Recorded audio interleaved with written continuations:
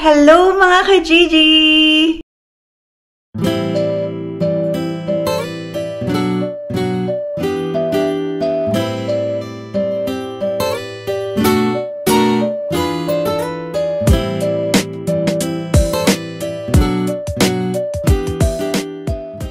Hello mga ka-Gigi! So, andito nga ako ngayon sa hotel. So, magkahiwalay kami ni Ken ngayong araw ng puso. Galing nga ako sa work. So, ang pasok ko hanggang 10 o'clock ng gabi. Tas bukas, binigyan nila ako ng early morning na shift.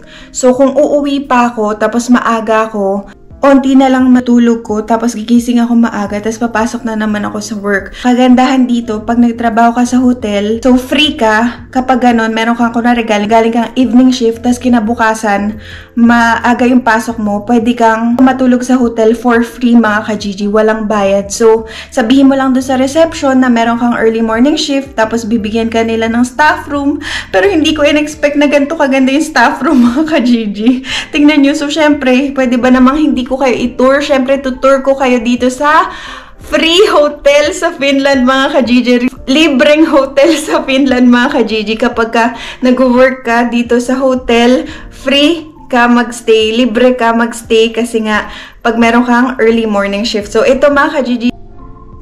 So, yan mga ka-Gigi. Ito yung entrance. Tapos, ito yung keycard. Diyan. Ilalagay mo yung keycard dyan. Yun yung main switch para bumukas yung mga ilaw.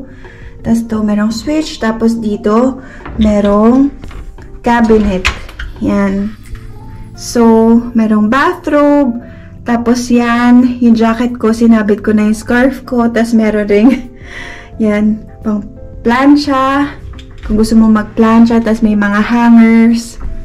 Yan, sara na natin. Tapos dito, sa isang cabinet, mga ka-Gigi, buksan natin, merong safety box. Yan. Kung meron ka mga kayamanan, pwede mo ilagay dyan. Ito, mini fridge, mga ka-Gigi. Ayan, mga ka-Gigi. Mini fridge. Yan. Tara na natin. Tapos dito, pool. Nakalagay pool. Yan, merong wine glass, tapos glass, baso, tapos yan, mga ka-Gigi, menu, tapos dito, plastic, pang maduming damit, tapos ito, kung gusto mong wag mas-istorbo, ganun, please do not disturb. Tapos dito sa kabila, I'm out on a mission. Please service my room, or kung papalinis mo yung kwarto mo. Yan. Ayan yung cabinet. Tapos, dito mga ka-Gigi, may isang pinto. Ito yung CR. Yan, toilet and bath. So, meron dyang bathrobe and sleepers, mga ka-Gigi. Tapos, pagpasok mo, ayan yung toilet. May pa-tissue, towels, hair dryer, mirror, may towels pa doon, blower, and dito bidet. Tapos to, more tissue. Merong glass pang toothbrush. Tapos ito yung pinaka mirror niya, mga ka-Gigi. Tapos, meron ding hand wash and lotion, mga ka-Gigi. Meron dito pa hand wash and lotion si mayor namin. Tapos, trash can. Tapos, pak! Sinong mama mo? May bathtub, mga ka-Gigi. Tignan nyo, may towel, bathtub, tapos merong shower gel, shampoo, conditioner. Shampoo and conditioner. Tapos, yan, meron siyang yan, shower. Tapos, paglabas mo ng CR, mga ka-Gigi, ito, meron silang pasalamin. Malaking mirror, mga ka-Gigi yan. Tapos, dito, TV. Yan. Andyan yung mga services ng hotel. Ayan, my services, TV group, information. Andyan yun mga ka-Gigi. Room number, name ng hotel. Diyan ako nag-work mga ka-Gigi. Crown Plaza. Tapos, merong free water, free mineral water, and chocolate. Tapos, ito na nga mga ka-Gigi, yung pasabog. Wow! Sobrang ganda ng staff room na binigay nila sa akin mga ka-Gigi. Tingnan nyo. So, twin bed yung bigay sa akin. Yan. Tapos, dito, ayun yung bag ko. May chair. Tapos yung phone. Medyo old school nga lang yung phone mga ka-Gigi. Pero okay lang yan. Tapos, merong socket pang mag-charge, yung switch ng ilaw. Yan, tapos merong lampshade mga ka-Gigi. Tapos dito, merong pa-table and chair. Yan, may lampshade rin dito. Buksan na rin natin. Yan. Tapos dito, merong ano kayang view natin? Ay, likod yung view natin. So, wala masyado makita. Sara natin yung cortina mga ka-Gigi. Yan.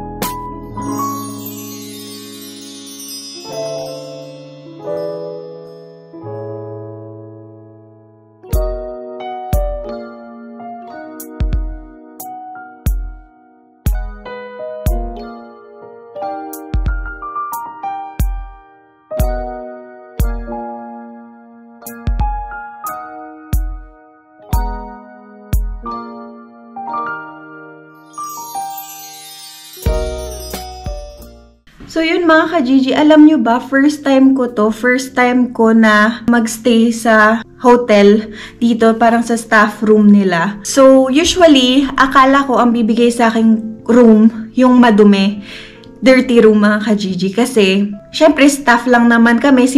Usually, ang ginagawa nila, dirty room yung binibigay, tas ikaw magpapalit ng beddings mo, ganon. Kasi, syempre, nakakaawa rin naman yung mga housekeeping, mga ka-Gigi, yung trabaho ng housekeeping, diba? Eh, hindi naman kami guest, so staff lang kami. Yun, okay lang yun, ikaw maglilinis ng sarili mong room. Pero ngayon, sabi ko, sobrang pagod na pagod ako. Hindi ko alam kung pag binigyan ako ng dirty room, paano ko lilinisin. Eh, pagod na nga ako mga ka-Gigi, diba? So, thank you, Lord. Grabe. Alam na alam talaga ni Lord na pagod na yung katawang lupa ko. Ito yung binigay sa akin na room. So, I'm so thankful mga ka-Gigi. Sobrang nagulat talaga ako yung nakita ko yung room kasi ang ganda. Hindi ko talaga ine-expect mga ka-Gigi. So, ito yung malaking hotel na pinapag-workan ko kasi bukas meron akong breakfast shift mga ka-Gigi. So, galing ako dun sa maliit na hotel. A la carte ako dun. So, panggabi ako, hapon hanggang gabi. Tapos, hindi na ako umuwi. Dito na ako nagstay kasi malapit lang naman to. So, pareha sila nasa city. Kung uuwi pa ako, konti lang itutulog ko. Tapos, maaga akong magigising. Babiyahe pa ako, mga ka-Gigi. First time ko hindi makakasama si Ziki sa pagtulog. So, medyo malungkot ako. Nalulungkot ako kasi hindi ako sanay. I'm sure hindi rin siya sanay. Siguro iniintay niya ako na makauwi. Ayun, pero ando naman yung dada niya. Ando naman si Keng, mga ka-Gigi. Alam ko hindi niya papabayaan si Ziki. Ayun, so bukas maaga pa ako. Pero at least na-tour ko kayo dito. Grabe, sobra talagang hindi ko akalain na ganito kaganda yung room. So wala, masaya lang ako, mga ka-Gigi. Parang nawala yung pagod ko. Tsaka makakatulog ako at makakapagpahinga ako ng maayos, ganun. So usually, mga ka-Gigi, ginagawa ko, naliligo na ako sa gabi para kinabukasan hindi na sayang sa oras na maliligo pa ako bukas, ganun, mga ka-Gigi. So bukas, hilamos, toothbrush, ganun na lang, mga ka-Gigi, yung gagawin ko. So sobrang ganda dito sa hotel na to. Medyo luma nga lang, pero at least, diba? Thankful pa rin tayo at grateful pa rin tayo sa mga blessings na binibigay ni Lord. Hi! Ziki! Kiss, mama, kiss! Kiss!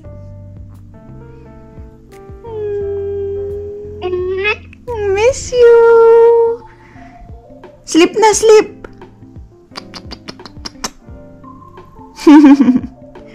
Wow! Wow! Safari! Where's the giraffe? Giraffe! Pa?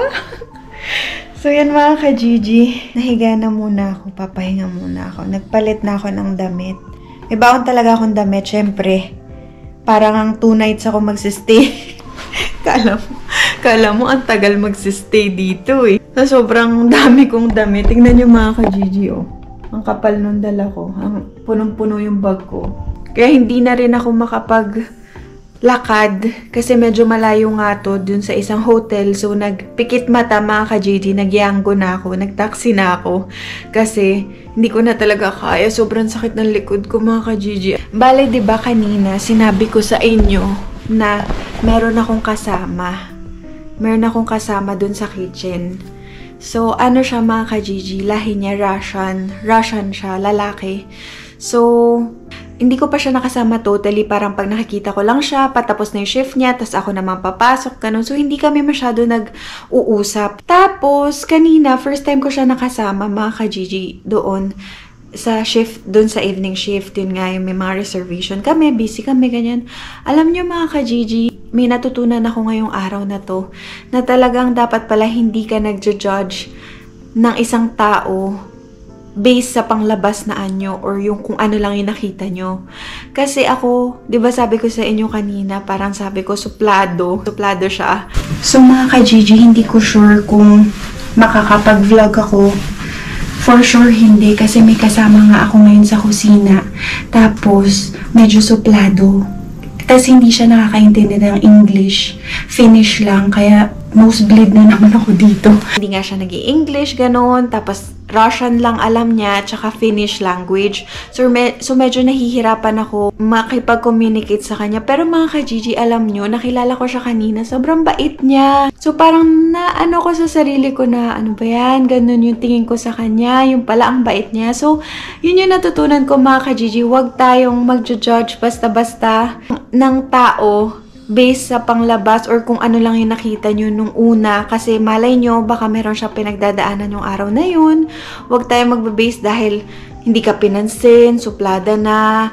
Hindi ganun, mga ka-Gigi. Lesson learned talaga sa akin ngayong gabing to, na huwag mag-judge, huwag manghuhusga basta-basta ng isang tao. So yun, mga ka-Gigi, shinare ko lang sa inyo kasi parang napahiya ako. Kinain ko lang din yung sinabi ko na suplado siya, pero okay pala siya, mga ka-Gigi. At the same time, maganda rin kasi napapractice yung Finnish language ko. So, kanina kahit na nosebleed na ako, nag-Finnish pa rin ako. So, pag hindi ko na alam, tinatranslate ko or sinasign language ko, ganun, mga ka-Gigi. Pero, as in, nagkasundo kami. Masaya ako, mga ka-Gigi. At least nakilala ko siya. Ayun mga ka-Gigi, kasi syempre importante yun sa work eh. Kailangan kilala mo yung mga kasama mo, marunong ka makibagay, marunong ka makisama, ganun mga ka-Gigi. Share ko lang sa inyo para meron rin kayong at least mapulot na aral dito sa vlog na to. Ngayon, try natin i-video call yung mag-ama, si Keng tsaka si Ziki. Kung gising pa sila, mag-good night lang ako kasi miss na miss ko na sila. So, hiwalay kami ngayong araw ng puso, kaya sobrang sad ako. Pero ganun talaga mga ka-Gigi, wala tayong magagawa. Ganun talaga ang buhay. Laban lang tayo.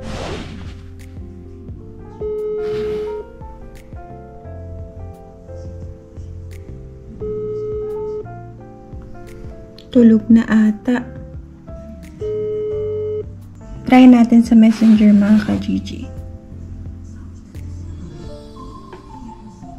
So yun mga ka-Gigi, baka tulog na yung mag-ama. Tulog na si Ziki tsaka si King. Kaya wag na nating storbohin. Ayun, hindi ko alam kung makakatulog ako. Hindi ako sanay matulog mag-isa mga ka-Gigi. Takot ako. Pero ayun, maaga ako bukas. Ang pasok ko 7:30 pero papasok ako mga 7 o'clock. Kami ko pang gagawin ngayon. Mag-i-edit pa ako ng vlogs mga ka-Gigi. Syempre para meron kayong mapanood. Ayokong mag-skip ng araw kasi nangako ako sa inyo na mag-upload ako as much as possible every day. Kaya tinutupad ko yun. Ayun mga ka-Gigi, ang sakit ng likod ko, grabe. So, dapa muna tayo. Meron kaming isang kaibigan, si Sayan. Ang galing niya maghilot, as in mga ka-Gigi, nawawala yung sakit ng likod ko kapag hinihilot niya ako. Kaya lang lumipat siya sa medyo malayo. Sabi ko, baka pwede siyang lumuwas, ganun, para mahilot niya ako. Tapos luluwas siya mga ka-Gigi sa weekend, kaya hindi na ako makapaghintay. Gusto ko na mahaplos ng kamay niya yung likod ko kasi sobrang sakit talaga ng likod ko. Ang sakit talaga. Ayan na, tumatawag. Ikutin natin.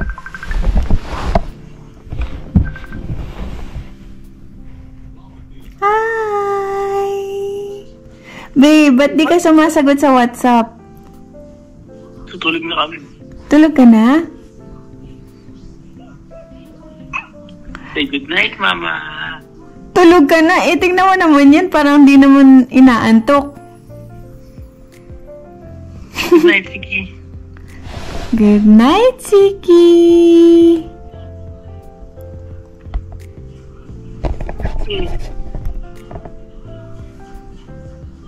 Babe, ano masasabi mo magkahiwalay tayo ngayong Valentine's?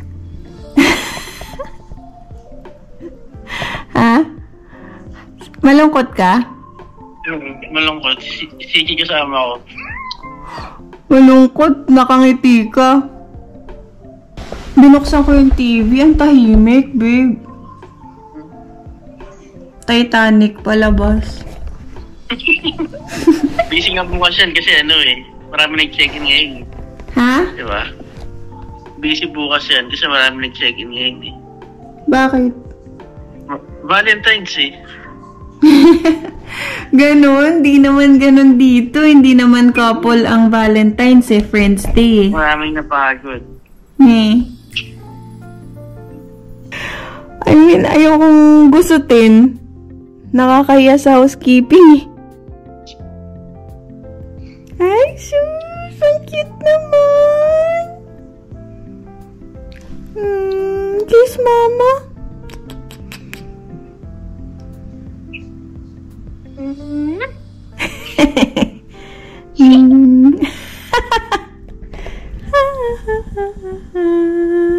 Uy! Sleep ka na? Sleep? Naghihilik. Ngi! Ngi! Pogi! Pogi! Jesus! Ang pogi naman! Yun na, baby. Close the lights. Sano hey pa, mama? Hey pa! Baka naman mauna ka pa makatulog, babe, ah?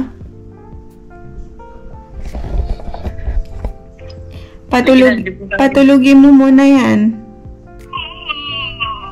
Yung tinapay?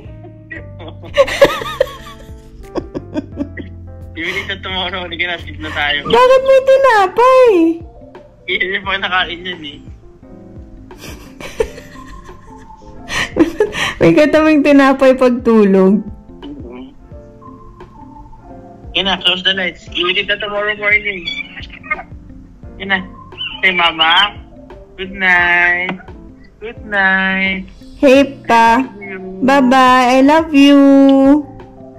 Bye. Close the lights. Turn off the lights. Oy! Oy, ang bebe niya. Ay, sus. Ay, sus, iiyak. Ay, kawawa.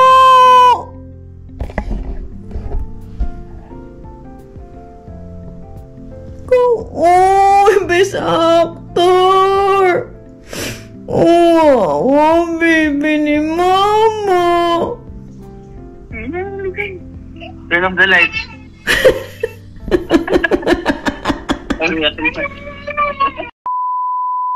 So yan mga ka-Gigi, ito. Nag-take out ako kanina. Ginawa ko to dun sa hotel. Dun sa isang hotel. Para meron akong makain ngayon. Pero hindi heavy. Kasi gabi na. So ito yung tinake out ko mga ka-Gigi. Fruits. Yum! So, merong kiwi.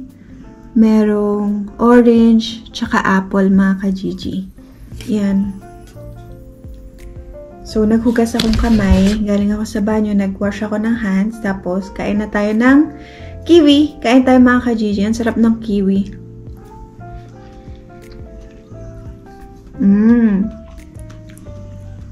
Alam niyo mga ka-Gigi, dati hindi ako nakakatikim ng ganito. Ngayon na lang ako nakatikim na nasa Finland na ako. Kasi, nanonood ako ng Titanic. Titanic yung movie. So mga ka-Gigi, comment down below nga kung tingin nyo magpapagupit na ba ako ng buhok. Or wag. Mahaba na kasi yung buhok ko mga ka-Gigi, as in. Sumasabit na siya sa mga bawat galaw ko. Kaya parang medyo naiirita na ako. Kaya, tsaka yung color ng buhok ko nawala na, bumaba na. Kaya gusto ko ulit magpa-color ulit.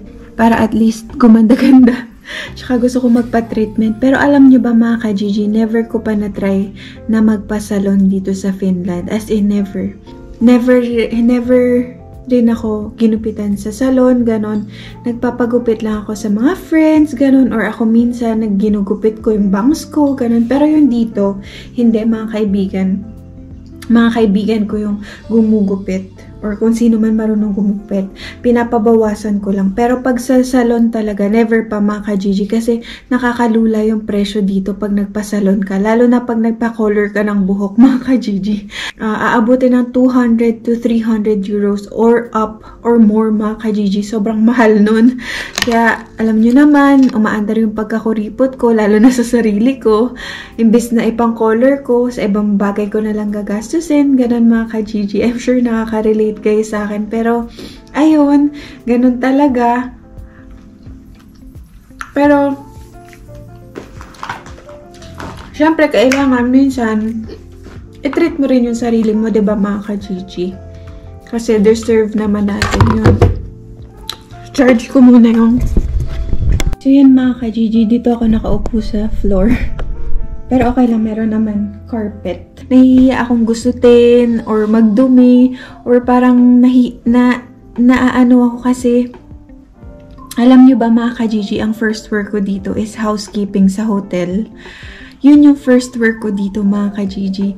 Kailangan kasi dito para makapag-work ka, kailangan marunong ka ng Finnish language. Which is hindi ako marunong mga ka-Gigi. Nung time na yun, nung unang dating ko dito, syempre hindi naman pa ako marunong mag-Finnish language. Kung pwede lang na sa tingin ko na work na mapapasukan ko is cleaner or housekeeping mga ka-Gigi. So, si Ben, kung nakita nyo siya, yung friend namin si Ben, yung wife ni Ben mga ka-Gigi, nag-work sa isang agency ng mga hawak nila mga housekeeping or cleaners ng hotel.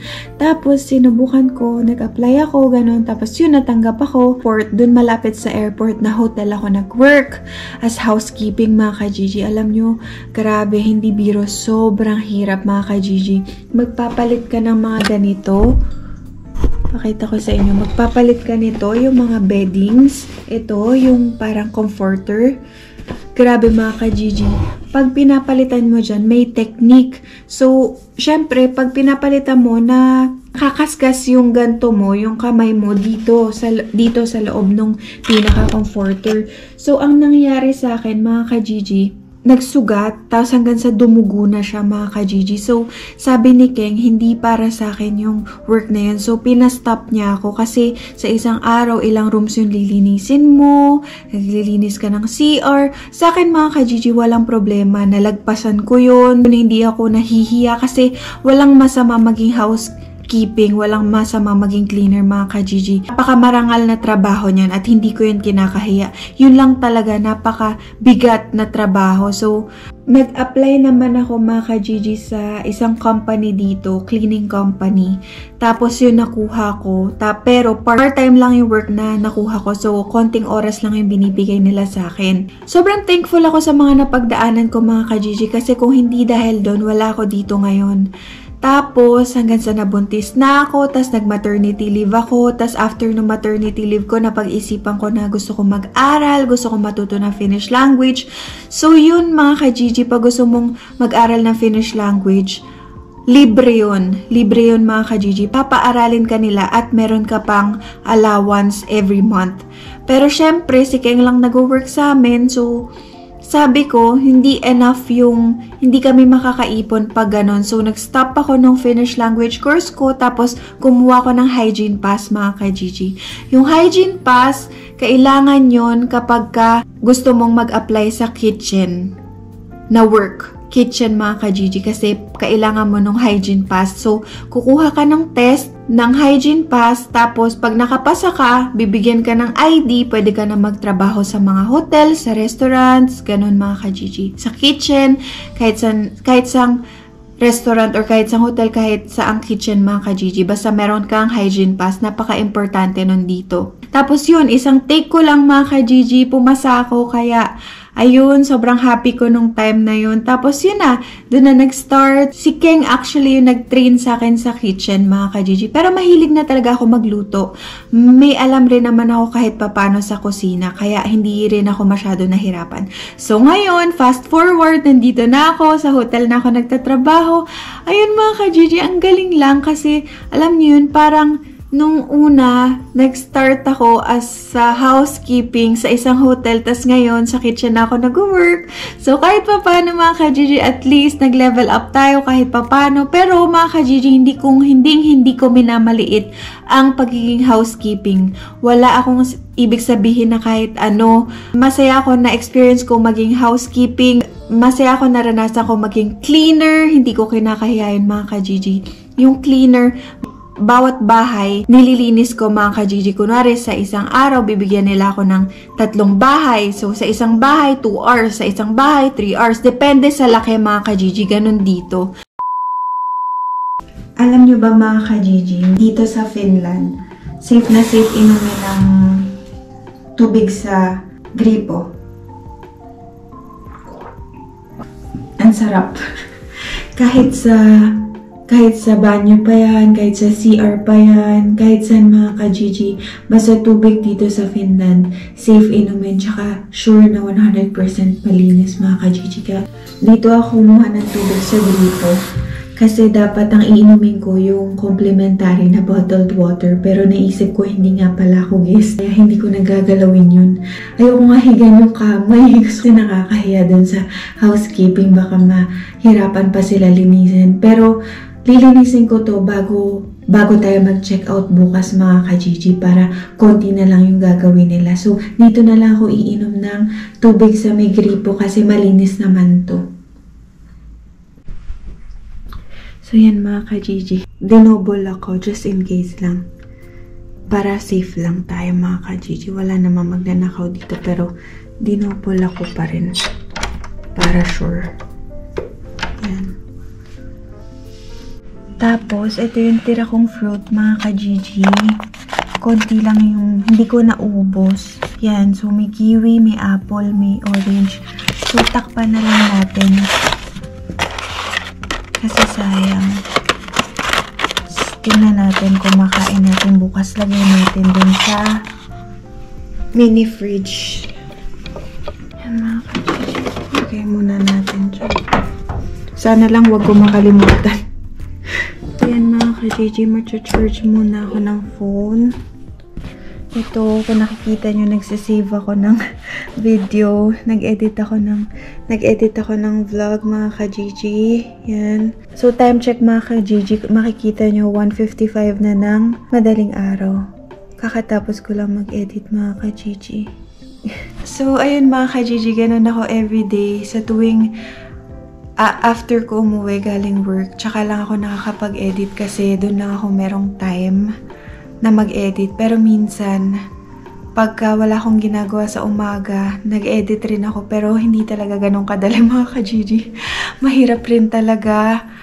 Nakakapagod rin, pero para sa inyo, ginagawa ko, kinakaya ko, kahit puyat at maaga pa ako bukas, mga ka-Gigi.